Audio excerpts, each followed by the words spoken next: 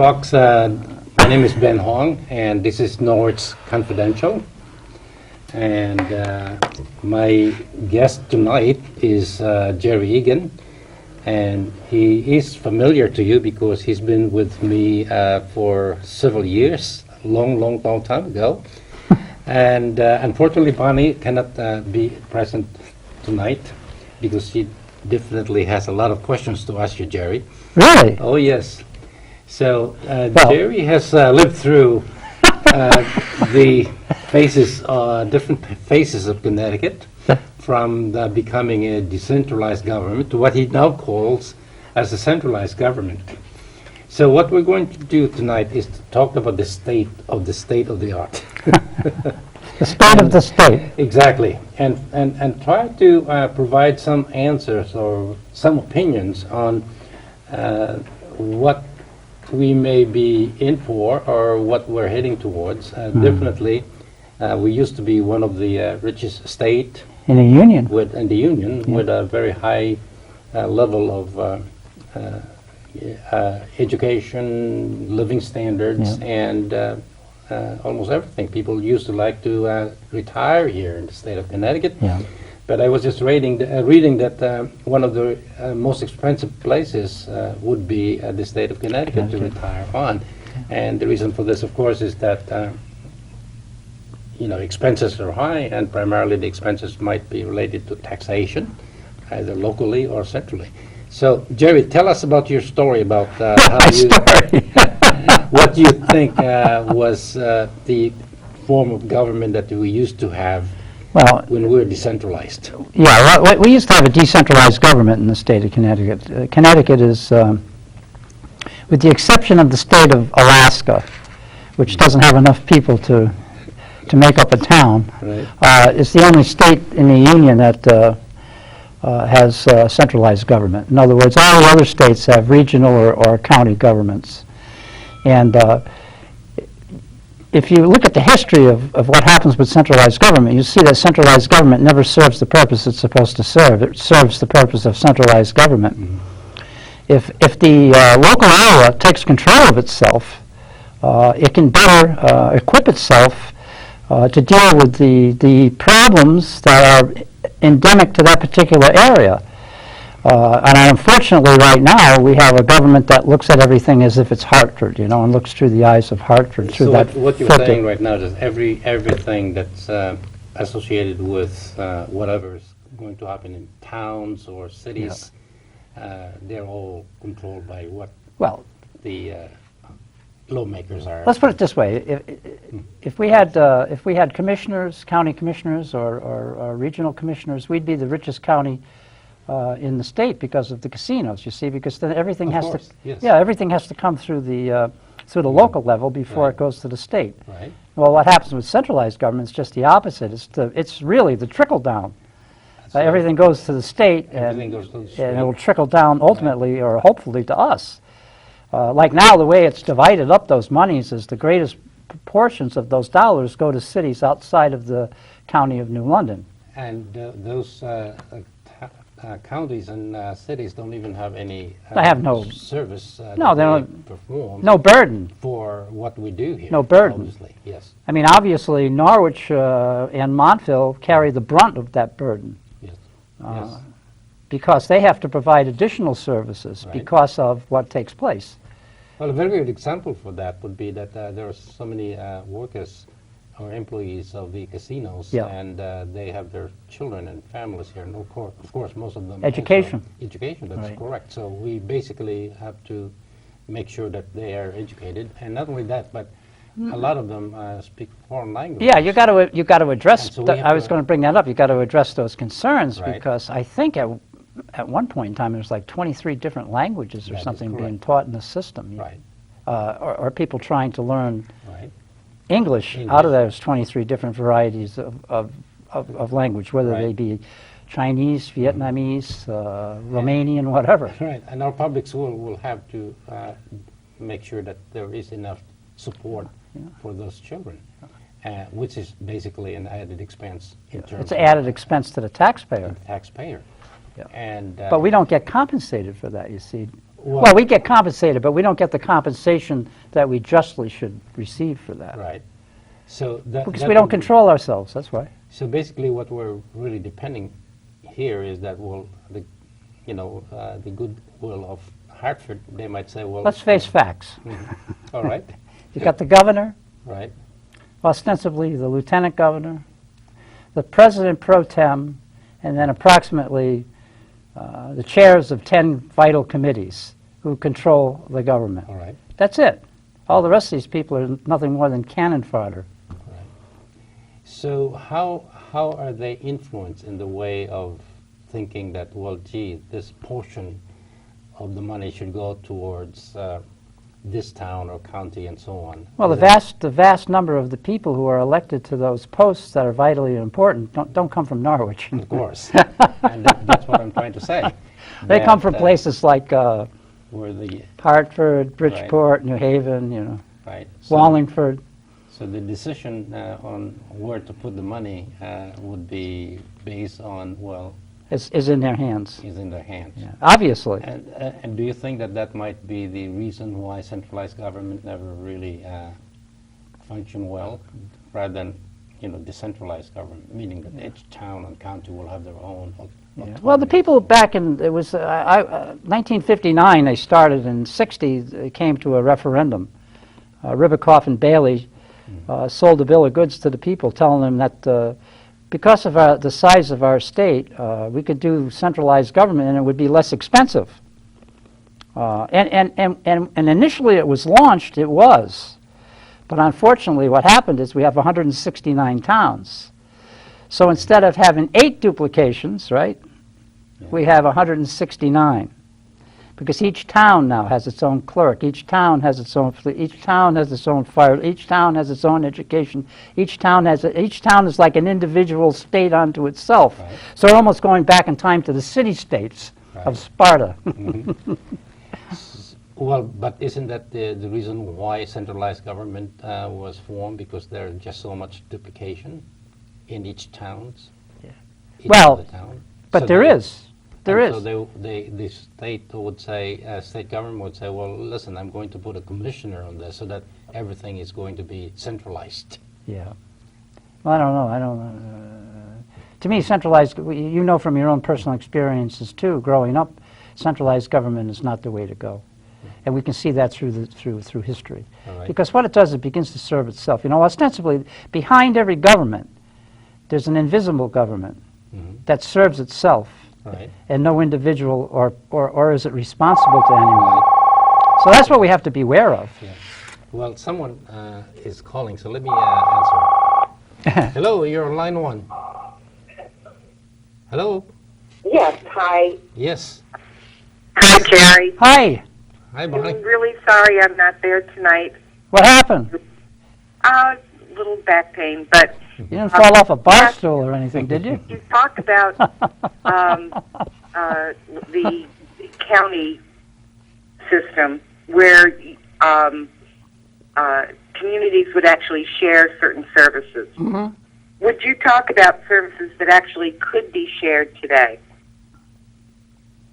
Well, I think that could be fostered today, you know, and I think that that's a good idea. As a matter of fact, I think that in some areas there have been moves made towards that, you know, where towns are sharing and buying and so forth, you know, which is a good concept. I support that. I think that's a fine idea, but it can go further, obviously.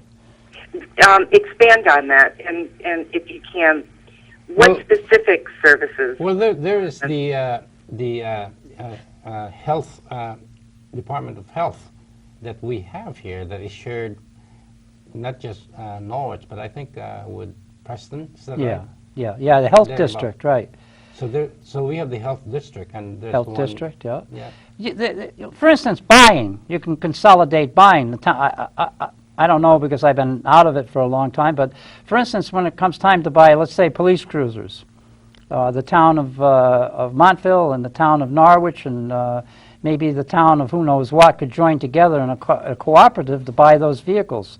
And obviously, they could buy them for a lesser cost.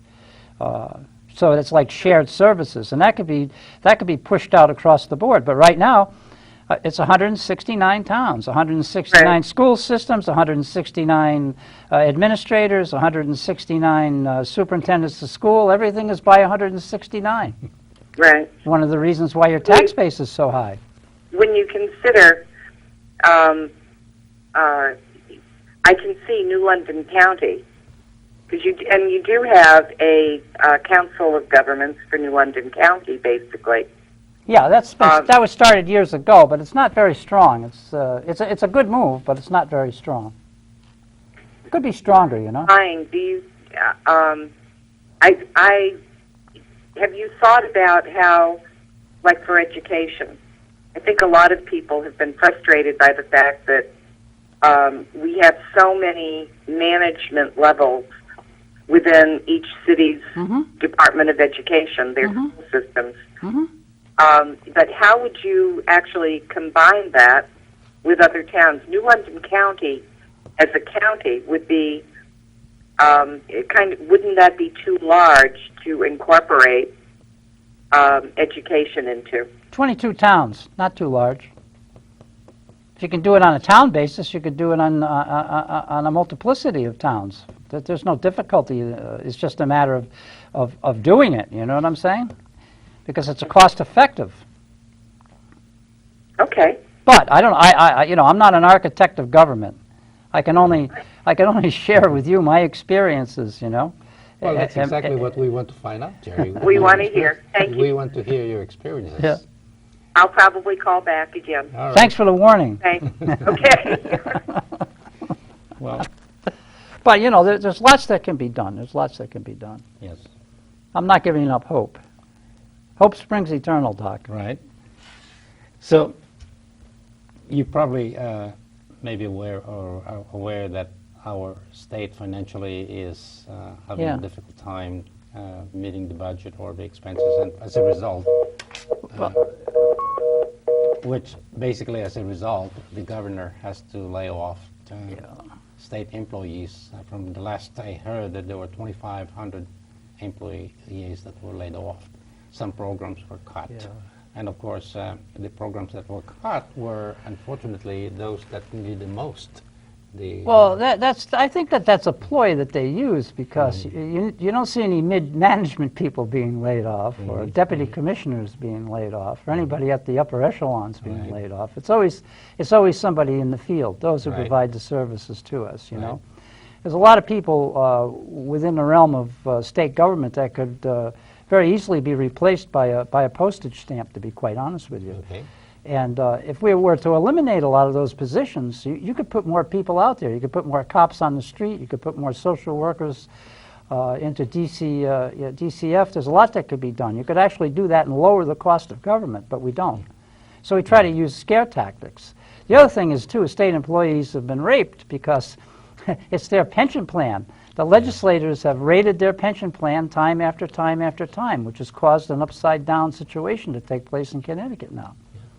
Well, I thought that the pension fund was never funded or was never funded enough to sustain itself. That basically. I'm not so sure of that. I know that they've. I know that the unions have conceded many times to the state, allowing them to take money under the guise that it was going to be repaid, but it's never been repaid. So there you go. What are you going to do?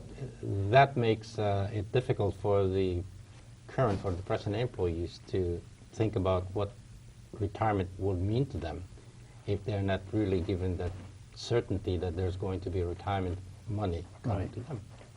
Well, you know, government can't do everything for the, you know, if you're going to live in a free society, government can't do everything for you. If you want government to do everything for you, you can go to Well, we will have a socialistic, communistic form of government where I don't know if that's what we want. I don't, but maybe the vast majority does. But it doesn't go well with me. And like yourself, if you start to have economic difficulties in your household, what do you do? Well, You don't go to your neighbor's house and take his bank account, do you? No, you try to spend less and try to make do. What Thank you have. very much. Oh, thank you Yes. very much. Spend less, Right. please. So what's wrong with spending? It's fine so long as someone else is paying, right? Well, that seems to be the thinking that, well, gee, I'm here only for 4 years, and after 4 years I will run for re-election, and after 4 years I have another 4 years, and that's it. Yeah. Now I leave the bill to the rest of whoever is coming up to become governor again. So, well, hey, what's my problem? We have the same. The problem is it's not just isolated to the state. You know, No, it's not. it's endemic to our whole social structure, unfortunately, And- whether it be and the federal probably- government, the state government, or Well, it's or the the city culture town. that we probably have in Pardon me? mind. It's the culture that we have in mind. That yeah. we Well, I just- think there may be something to that. Right, that Yeah. we have to spend because we have to do something. Have you ever heard a politician who run for an office and saying that, well, gee, I'm going to tighten everyone's belt because, Well, that's another thing too. What about leadership? You know, well, that is true. Leadership can and sometimes leadership by example. be, yes, You know, yes. it's And- easy to shoot the guy next to you. You know. And the issue probably is this, that there's only one leader that really will tell you that, listen, it's something that I want to show that I was able to achieve, and this is what I'm going to do. And now you make this thing happen. Right. So if it means that we're going to have to spend $20 million because we want to create 850 jobs in the state, Yeah. then so be it. Right. And in doing so, you're going to lose, something like 2,000 jobs. Right. But in the long run, it's basically saying that, well, I was able to create 850 jobs. And Yeah. for that reason, they'll say, well, he's probably such a good guy, so we'll re-elect him. Right. Well, from my experience, government does or never has created jobs. That's something else. They might create positions, but not jobs. If that Whatever makes any jobs sense. they create are going to be just temporary, I guess. And the hiring, obviously, employees and so on. But like you said, the government is not supposed to take care of all of us. Is it really? equally, That's what I'm and, afraid of. And so basically we need the opportunity, and that is how leadership in the government should be. Well, we've had very weak leadership, if any at all, for years. We need some people to step up to the plate that have the courage of their own convictions. And it is a very good example is what our southeastern Connecticut is like. I mean, we've always been second class or third class compared to what the other side of the river looks like. Well, yeah, and unfortunately, there's some reality to that because we do live in the other Connecticut, Right. and it's kind of a sad thing. It's beautiful, but And do you think that it's because our leadership here is not really strong enough to what demand? leadership?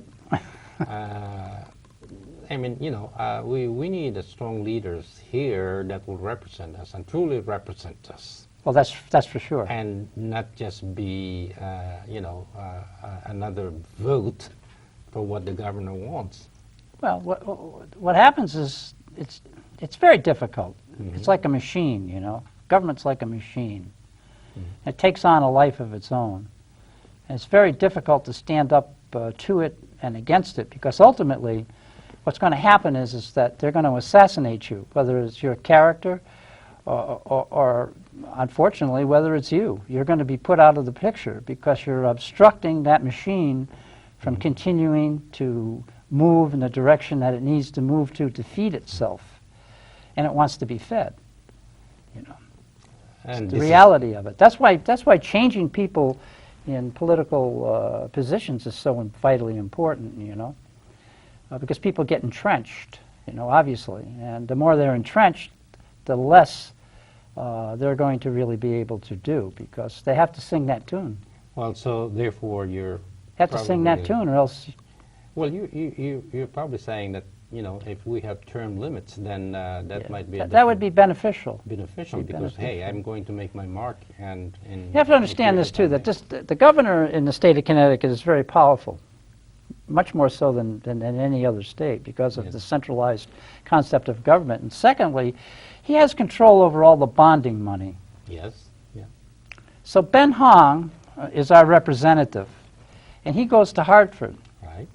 and he's got to bring back something to Norwich Right. to prove that he's done his job for the people. So the governor calls him in and says, Ben, I've got $500,000 grant money that I would like to give you to bring back to Norwich for some project, Yes. but there's a situation over here that I need some help on, Mm-hmm. and I would really appreciate it if you could help me. And if Ben helps him, the grant money is awarded. Yes. But if Ben reneges on that help, unfortunately, that grant money will go to somebody else. And so what does Ben do? Yeah. Ben sings the song because I- he's got a gun to his head, because if he doesn't do this, you know, It happens to almost every politician. yeah, it's desperate And the pressure for them pressure. to do what they don't think is ultimately See, people good don't for see the this. people. They don't see. They've never been in the belly of the beast. They look at it from a distance Right. and think everything is hunky-dory. Right. So they obviously will get reelected, and Yeah. they go up the ladder. Of That's the strength. idea, right? Exactly. And pretty soon they'll be the one who's going to be asking for the favor and saying, "Hey, I got this $500,000 grant money, and there's something that I want you to do." So power corrupts. Absolute. And it is not just the way that they corrupt financially, but also of everything that they can get their hands on. You hit on something vitally important, because that's true. And when I talk about corruption, I don't necessarily mean that people are on. It happens that people are on the take, but we're talking about this subtle corruption that takes place. A person goes into these offices with all the best of intentions. I believe that. But in order to effectively get anything done, they have to compromise their own integrity in order to do that, or else nothing gets done. And if nothing gets done, you're not reelected normally. You know. Yes. And that is very true. So, yes, I imagine that people who want to run for office will probably have the best of all intentions there is, Yeah. and it's just a matter of, well, when they get there, would they continue on having this good intention, or will they kind of just get seduced into doing the things that they normally would do? I think And I think if you go to a barber shop enough times, you end up getting a haircut. that's right. I don't know. Well, that's the whole thing. That You know, if I go to the clinic a few times, I'm going to have my blood pressure checked. You know what I mean? Well, that's what I'm trying to say to you, Gerry, because the road to the top is lined with a lot of dead bodies, a lot of bodies. good-intentioned people. Yeah, exactly. What I'm trying to say is that those people who remain true to their good intentions very seldom reach the top. Yeah. Because by the time they get to the middle, They're going to be extinguished. they have to either compromise themselves, Yeah. maybe even swallow a few prides and so on, Yep. and that they will eventually be rewarded, maybe a few things, and then they go up the next ladder. But It's a dirty business. It is a dirty business. So what you're saying is that, or what I'm saying is that, by the time you reach the person at the top, he's probably the worst Yeah, good of point. the group. Because the pyramid goes to a point where the worst person rule the whole thing, and so I'm not really sure if that's true, and I probably refuse to believe that. I think there are still some good people that eventually will reach the top. Yeah, I think I'm with you too, because you know most people are honest and they want to do the right thing, but it's difficult. It's difficult. Yeah. And the higher up you go, the worse it gets. You know, you go to the federal level, and as we can see with modern times, you know, we have an attorney general that can't even answer a yes or no question on a legal issue. So I don't know what we're up against here. You know, I'm dismayed. Well, I tell you, in this election year, I've opened my eyes and saw a lot of things that It's going to be a good year. No means yes, or yes means no. And yes, she did this, and yes, she did that, and yes, she did that. But we need some leadership. We need some strong leadership. Vital in this district, you know, Yeah. to Leadership. get out there and go to Hartford and fight for us. Exactly. Leadership and courage. Yeah. And courage is probably very important because you have to be able to stand Yeah. against something. Now, the problem is this, that if you let them get one step of you, well, where are you going to draw the line? Right. All right? And early on, basically, they already get a piece of you. Yeah. If you go to, say, for instance, a convention, Yeah. and they say, well, this is, our candidate, and we should Yeah. like you to vote for them, and you say you're a delegate, and you say, well, I'm not really sure I should vote for that person, but eventually you will just say, well, okay, fine, just this one. Now they got you. So yes, you may be rewarded. Yeah. with There you something. go. Good point. And from then on, you're going to say, well, gee, where am I going to draw the line that says, well, this is not right and that is wrong in doing that? And for that reason, you'll never be able to draw the line because the line just keeps on coming in. Well, it keeps on moving. Yeah. Exactly. Yeah. The moving. Yeah. Yeah. So now, if you really are true to yourself and say, well, I'm going to vote for my conscience, well, it just so happened that that vote is against what the party wants you to do, Yeah. well, then you're dead. I mean, you didn't even get to close to first base. So, your political career is over right there and then. Yeah. Well, it could be over. Yes. Yes. Yeah. Chances are it is. But yeah, it takes courage. Now you're just refreshing my recollection because I remember when Bonnie was involved in the government and she did a good job, you know. But I remember people accusing her of certain things in regards to her being a troublemaker, you know. And that never sat well with me because what she was doing was trying to expose things and bring things to light and cause change to be made that was beneficial for the constituency of the city of Norwich, you Yes, know. yes. And I think the more people in government that we have that has the courage to do that, I think the better off we would be. That is true, but again, we need to be able to get this out, and I don't think that it will ever change. Well, it's kind of hard. It's unfortunately it's becoming to be the way things are done. Yeah. if I Well, may that's say kind of so. sad, isn't it? That's kind of sad. Now here is the added factor that we are now noticing, and that has a lot to do with outside money. Yeah. Yeah. So outside money is now getting into the play. So it is not just a political person that we're seeing, but it is who that person is being supported by. Yeah. The The big unfortunate thing about that is that money is the lifeblood of politics. And so now we're looking at two factors now, because money can buy, obviously, votes. Right. And it may not be as clear as, what they did in the Philippines when they just take out their money roll and just hand it to some person and they'll just put it in his wallet. Here it's a little bit Cash different. is king. Yeah, cash is king. Here it's a little bit different. It's to go to your political action committee, and Yeah. then of course you may have to go to your foundation first, Yeah. and so on and so on. By the time that it gets over and washed so many cycles in the washing machine, it becomes all of a sudden there's money for the campaign. So it's now becoming easier and easier for people to influence and politicians and get what they want from politics.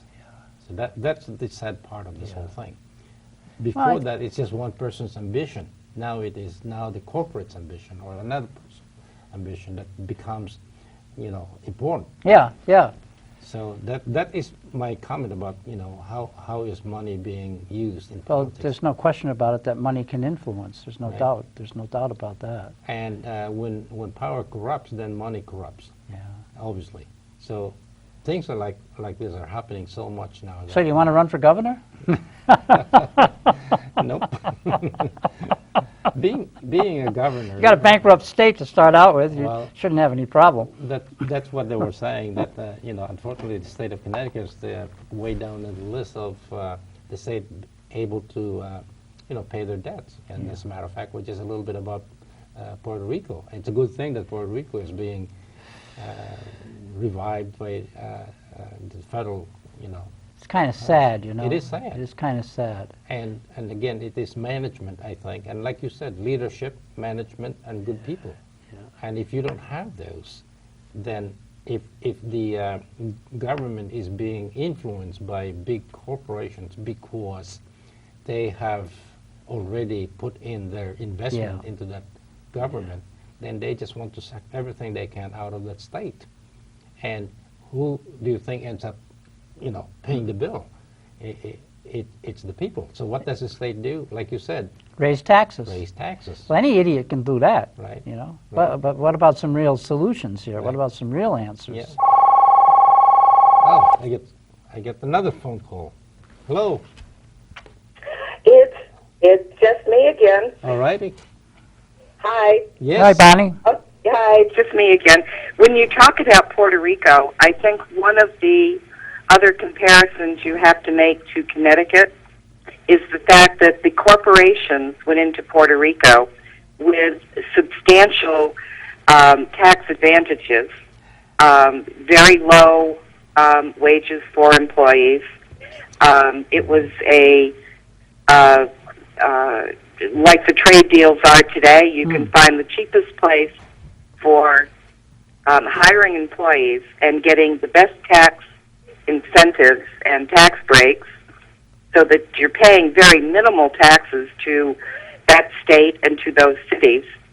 However, you're employing a lot of people so that you don't really see the impact of having those corporations abandon the area until they've all left. Mm-hmm. Mm-hmm. The same thing is in Connecticut. When you pay corporations money to come back to Connecticut, like they did with Cigna, and give Cigna, $50 million to create 250 jobs. Mm-hmm. A year later, 1 year later, Cigna, after moving their headquarters back here, picks up and moves all of their accounting and financial functions to India, and yet, we're not getting the money back. It doesn't come back to Connecticut. They've got all these tax breaks and tax incentives with promises of creating jobs. If that money, if those millions of dollars were used for small businesses within our state, our cities would grow. There you go. We would be employing more people. Yeah, yeah. Don't have to worry about, the impact of these corporations getting up and leaving. So I think that part of the whole situation in Puerto Rico, again, has a basis in almost every state, because they all pay the corporations and give them not as much. Yes. Connecticut has more tax incentives for corporations not to pay tax here. Well, the thing almost is all this, the that, others. maybe at one time you may have seen when you were in Puerto Rico, Bonnie, that there were just so many factories there, pharmaceuticals mainly, and big companies. So basically the state, in this case the Commonwealth of Puerto Rico, is probably saying that, well, gee, let's put all our eggs in this one basket because we're thinking big. We're going to give incentive for these big companies to come in, and once the big companies are coming in, they will be drawing in more jobs, and they'll be drawing in more big company. Of course, the state, it's also giving them a lot of tax incentive, and when that tax incentive run its course, Right. after say 10 years, 20 years, or 30 years, 40 years later, they will all just pack up and leave. Exactly. Right. But there's also what they do. the other part of this. In order to have that company come in, you have to expand your electric service. You have to expand your water service. Correct. Of So course. part of all the loans that the Commonwealth of Puerto Rico had to do was obviously borrow money to do the infrastructure that these corporations needed. Now, that's not, again, I'm going to use Cigna as an example, because it wasn't that we needed to put electricity in for them or a new water system. What we had to do was not enact the sustenance public option insurance program. That was passed in 2009.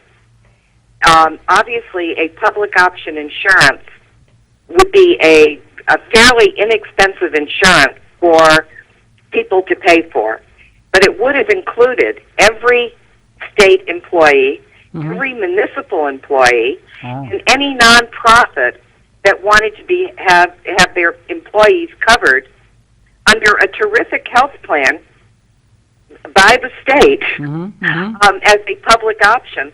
So consider what that would have done for the state budget. For all that long-term obligation, the state for retirees' health care, for current employee health care, for the city of Norwich. Consider what that would have done for the Norwich budget. All of a sudden, the 3 unions that are employed by the Board of Education, the 8 unions that are employed by the city of Norwich. I don't know how many different unions are in the Department of Public Utilities. But if all of them had exactly the same insurance plan that was costing the city, the Board of Ed, the Department of Public Utilities much less, that impact on everyone's budget would have been substantial. But we cut it out to accommodate. We don't want to infringe on the benefits of an insurance company. There you go. Yep. So what you just said... Comment with that for that discussion. Thanks, guys. Well, what you just said reinforces my argument, because you just rolled this out to other sectors of the government in regards to codification of services, and you see what you got. You got a better deal, it costs you less. But might interfere with somebody's game, huh? Well, that happens at the insurance company. Yes. Right. Thank you, gentlemen. yes, Bye. and it does that, and I think that is something that really is a corruption. By all definition, because it might mess up other companies' game, like you said.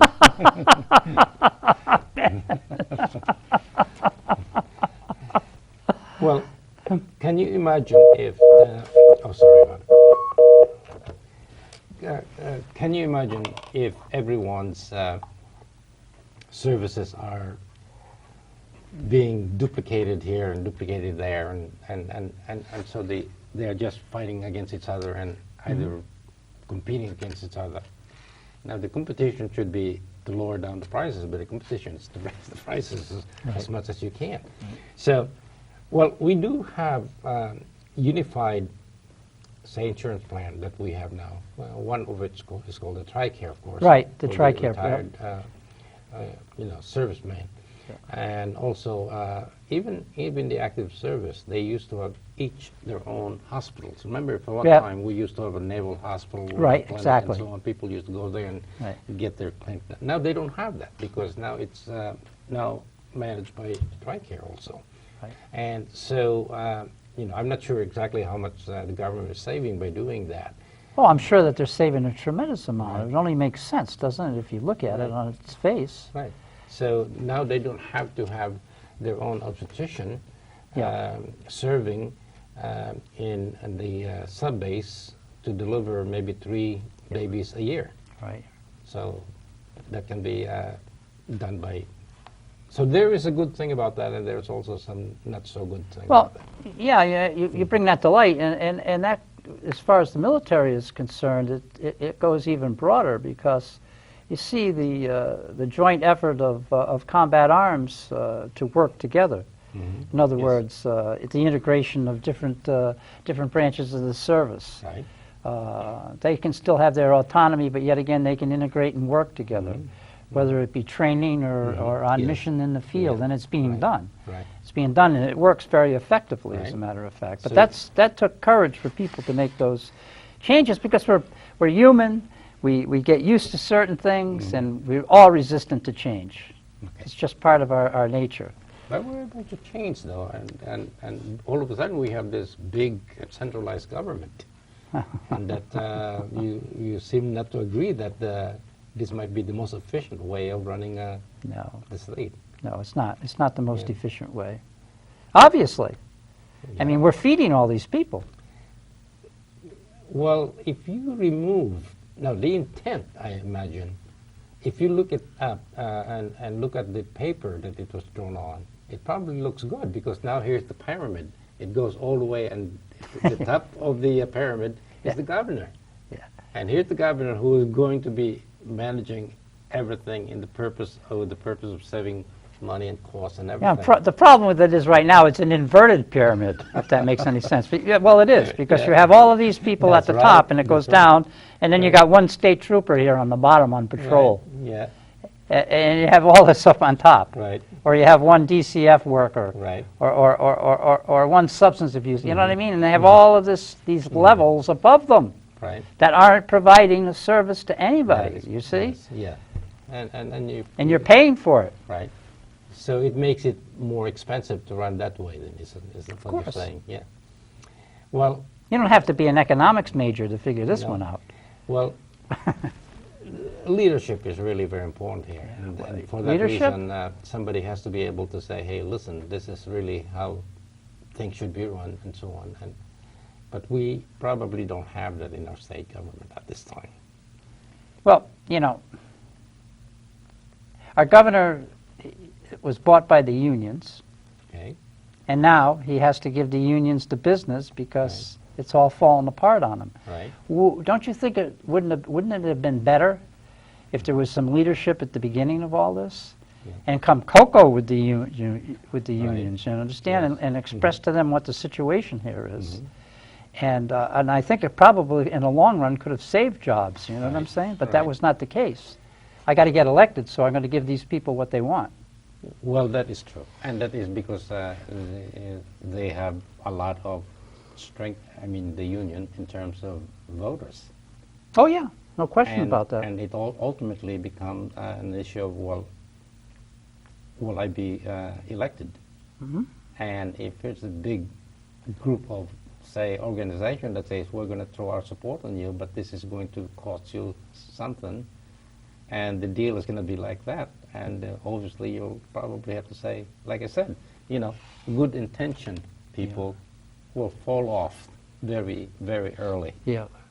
Whereas those that really can be bought, they may not have bad intention to begin with, Yeah, I agree. but they may just be compromised. And then they will say, well, I'll draw the line here next time. Well, the next time, well, I draw the line again here the next time, Yeah, yeah. and so on and so on. And by the time you get to the very top, you've already had all the compromises that you've ever made. Yeah. And that's how people sometimes get elected. I Well, let me ask you this, Gerry. In your opinion, would there be a strong leader that will probably, in our lifetime, get elected as governor in the state? Yeah, in I the think state? so. You do think so? I There will think be so. somebody who's strong enough leader that can. Yeah, I stand think against I the think influence. desperate times calls for desperate situations, and I Right. think that people will arise. You know, they always answer that call. At least Right. it's been the history of our country Yes. since its inception. You know what I'm saying? People of courage There have will always. always be somebody who will shine and carry the torch and say, hey, this is Well, I, something that we need to do. why don't we do like Walmart and roll it back? You know what I'm saying? Just roll everything back. We could do Yes. that. Just roll it Well- back. What's wrong with that? You know, we make the rules. Well- What are we bound here by? Chains of sand, essentially. Yeah. Think of it. Well, the issue is that this is just like a Ponzi game. What we are experiencing now is going to be like a Ponzi game. Yeah. So who's going to pay for all this debt that we have? Well, either you get out of the state or you stay in the state. So Yeah. you're left having to pay for those debts. And your children will be left to pay for those debts. But this thing goes out to a broader scale because it's not just statewide. No, it's not just it's not countywide, just townwide, here, statewide. It's national. I mean, Exactly. we've got a terrible problem with the national debt. And that is the whole point, though, that they were saying, and they say, well, this is just a state, so we're not really that bad. So look at, the other states, or look at what the entire debt, the national debt Yeah. is. So it becomes a culture.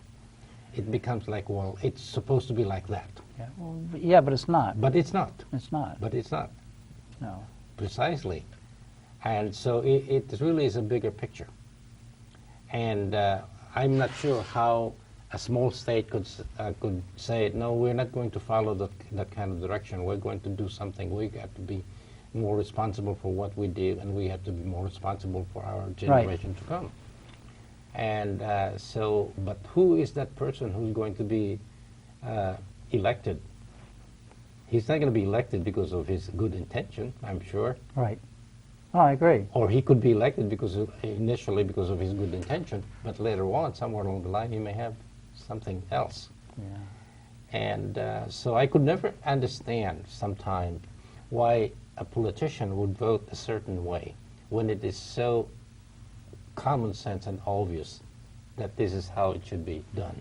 In other words, I mean, how could somebody say, well, she did all of this, these are all criminal Offenses? offense, but we don't see any reasonable person that could prosecute this. They had no problem trying to prosecute me. It failed, but that's okay. But they had no problem with that. I mean, the absurdity of all this flies in the face of reality. And I'm very, very, I'm discouraged. I'm discouraged with the FBI. Because I worked with the FBI when it was the FBI. You know what I'm saying? And Loretta Lynch, she's disappointed me because she can't even answer a simple, basic legal question. That's right. In front of the United States Congress. That to me is absurd. Yeah. That's ridiculous. It's disgusting. And that person is the highest level cop in the country. You know what I'm saying? Yeah. That's terrible. Wouldn't you imagine that there are still some people underneath her that would say, well, I can't stand this whole situation because this is absolutely wrong, and therefore I'm going to just resign and so on. I mean, we did not see any mass resignation in anything. They're all Quislins. So that's what I'm saying, that it's a survival of the fittest, and the fittest happens to be those that... The other thing that you talk about, too, is the disconnect between the citizen and the government, per se, and not just on the state level, but on the federal level, where if you look and see, the Congress is not doing the job that the people want it to do. Mm-hmm. They're very disconnected now. So that's pretty interesting because we're supposed to have a representative democracy where we vote people into office to go to take the will of the people. That's correct. And they circumvent that, right? And it's not the will of the people. Now that's just the opposite of a democratic system. Right. So it's kind of like the Politburo. You know what I'm saying?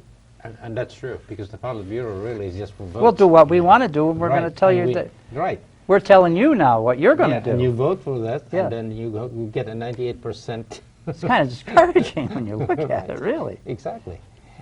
So the system somewhere has to change, and I don't think the system needs to be, the structure needs to be changed. It's just the people who are in their position. Well, it's a culture, just like you said. It's the position that literally speaking, when the FBI, chief said that, well, we are not going to prosecute, I could hear all the mass resignations of all their agents saying, I don't agree with that, but none, so far, none would. Well, I think they're afraid to speak out because if they do, they'll be disposed of, Well, courage. Yeah. If you stand on your I understand belief and you show courage, it will take root. Take root, and it will also induce other people, and to follow your decision. But the fact is that nobody did, and so now you're saying, well, gee, there are some untouchable people here, and we'll just have to go along with that because it's not going to solve the problem. It's going to be like this. Yeah. So the courage to stand against what you think is wrong needs to be probably placed back in everybody's mind, especially when they're doing public service. Yeah. So it's becoming to be very difficult nowadays, though, to find the good people, because the good people basically are the ones that are going to follow just along and do what they have to do because this is how their Well, this is the way it goes. department- Yeah. And this is supposed to be, and it's gone through my mind when I experienced certain things. That it's like this is the best form of government there is. Wow, man! If this is the best form, what the hell are the other ones like? I mean, you really think about that. You Well, know what I that's mean? true. It's kind of scary, huh? Well, it is the best form of government, from what my perspective is. It's just that we are the wrong people. Yeah, well, that's true too. And there's just so many outside influence, it's not just power, but it's the money and everything else, and what else. And they're put in that position, and because they're now in that position, they can do whatever they want to do. And there's no accountability, there's no, for people to say, hey, listen, we put you there for this, and this is not the voice of the people, this is not the will of the people, and yet you voted on that, so we're going to recall you. We don't have that. No, we don't have that. And that becomes an issue because these people that gets elected, they will say, well, I don't have to account for my actions. Yes, those people that voted for me will probably vote for me again in the next 4 years from now or 2 years from now. Well, if I can bamboozle them, maybe they'll Yeah. vote for me. Right? I don't know. So in any case, Gerry, I don't know. I haven't got the answers. I've got some suggestions, but I haven't got the well, answers. you have a lot of life experience, and like you said, you no longer are in. Well, I mean, politics, if you look at have it, a lot- Connecticut's not a big place. You know what I'm saying? Mhm, yes. Yeah. But people join together in a coalition. Right. That's where the power is. Right. And if you look at when they did away with the counties and went to the individual towns and cities and so forth, it was conquer and divide. Mhm. Because people now have no reason to come together. Well, None whatsoever. It weakens, It weakens them, yeah. and it weakens the representative. Yep. Because now you're just one voice. Well, now you're on your own again. On It's your all own, for me. right. It's all for me, Yeah. The state is going to do what it wants to do, too. People fight the state. You can't fight the state. They got home rule. Home rule is bogus. Right. I want to put a home in for pedophiles. Right. The state of Connecticut will put it in. Oh, we're going to fight it. Well, you can fight it all you want, but guess what happens? It goes in. Look at the historical perspective here. You cannot beat the state. Can't do it. Not on your own. But if you had a coalition of 22 towns that's come together and said, no, it's not going to go in these 22 towns. It's not coming here. People join together in unison and fight that, you know what I'm saying? You can win, but when you're by yourself, you ain't winning. You're surrounded, man, and you're all done. And that's the way it works. So that's what you got. You think you got something, but you really haven't got it. Home rule is make-believe. We'll take you over. That's what they do. We'll put a commissioner in there and take you over. And then you'll do what we tell you to do, because now we're running you all. Yeah. Yeah, that's what they do. So, yep. Well, you sound very kind of down and saying, well, we're just... Well, what are we going to Yeah. do? I don't know. What are we going to do? Well, I think people are lulled into a sense of I don't know what, I don't know if they're intoxicated, I mean not intoxicated by, but just intoxicated by the whole thing and say, Well, they may just say, well, the heck with it, I'm not going to get myself involved, and therefore, hey, disengage. Yes, they kind of disconnect themselves Yeah, from disengage. what the reality is. And yet this is really, we the people thing. This is we the people, and not just a few Are we the persons. people? Are we the people? Boy, Doc, you're pushing this pretty Yes, tough here. Of course. I'm trying to convince you because you came in here. You kind of look at everything. Well, I'm a as firm believer in the Constitution. As a matter of fact, I took an oath to protect and defend the You Constitution. served us a little booklet in your Yes, pocket. I have it in my, but to protect Right. and defend the Right. Constitution of the United States of America. You Yes. took the same oath, I did, yes. and you stood proudly and defended it. And on top of that, against all enemies, Right. foreign, And, and here's the part they don't like, Right. and domestic. right. We'd like to get that little bit out, that domestic part. Well, See, the founders were smart. They were blessed, yes. and they had been through this, and they knew that man is corruptible. Right. And they And knew precisely. and they had experienced all Right. this, so they built in all of these safety checks and balances to Right. protect the people from what? The government. Right.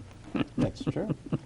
And now the government is trying to Oh yeah. get rid of all of these. Oh, we want it all to go. Yeah. Yeah. To go. Oh yeah. And someone was saying that all these amendments are so interconnected to each other that once you start taking down one, you're going to be taking down.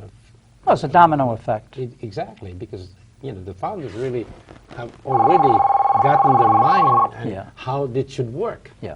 and how it should not be removed. Yeah. Hello. Hello. Yes. Oh. Hi. Yes. Hi. Okay, now I can hear you. I love the fact that you carry the little book. I have the same little one, Jerry. But I think that before we keep saying it's the government, I think we have to remember who is control. The government serves a real purpose. For any civilized society, you have to have some governmental agency that regulates what is in the best interests of everybody. It's why we know we can trust the food we eat or the water we drink. But now, like the Monsanto Dark Act is a good example. It's not the regulations are not being set up to protect us. They're being set up to protect the corporations and the plutocracy that is really governing us. Mm-hmm. So I think people want to just say we have to get rid of government. Government's too big. It's not that government's too big or that it's government in quotes. It's what is controlling the government. And until, like you said, we stand up and we unite and we decide that we're going to vote and demand and insist that the right thing be done, we're going to end up remaining in this kind of Yep. corporatology. Okay, before you guys close, can I just give a thank you to Ben Lathrop in the booth Yes. for being there tonight? Okay, and thanks, Jerry, for being Ben's guest. Yeah, thank you. It's my Guy. pleasure. Ben's a good guy. I know. Yeah, beyond what everybody says, he's a good guy. Okay, Bonnie. So we probably have maybe just a minute or two, Jerry. Ben knows. He's been there. He's been Right. through this. So we'd like to part with With something on with the... something that's hoped that things are going to be future. Gotta be better. Be better for our children and grandchildren, and Yeah. of course for everybody. Well, that's the thing, too. That's important. Right. But, yes, we are concerned because major corporations are now slowly creeping up and now becoming part of our government. And as a matter of fact, Healthcare Nothing new. Act written entirely by the health care industry, and they just give it to the Congress and have Congress voted it, and they voted it, and basically without even reading it. And the same thing as with a lot of these acts, because these are really very, very difficult type of complicated type of acts, and they just say, well, this is how it should be written, and they well, that's written. So we are getting into this level, and I think we'll probably end up going to have another 4 years of this come election. And I think we can take 4 more years. yeah, right, and I'm not really sure we can take 4 more years. I mean, Don't look good. Well, That part. it's the monopoly game, and then we're getting towards the end game. Now we either, I get all defeated, and one person comes out a winner, but then we all die. Yeah. You got one winner Yeah, right. and a lot of losers. We are coming to a close, Jerry, and thank you very much. And good night, folks. This is Norwich Confidential. I'm Ben Hong, and this is Gerry Egan. Jerry, it's Thank you, just been Ben. great to be able to come down here. New London County is still the best. That's true, yes.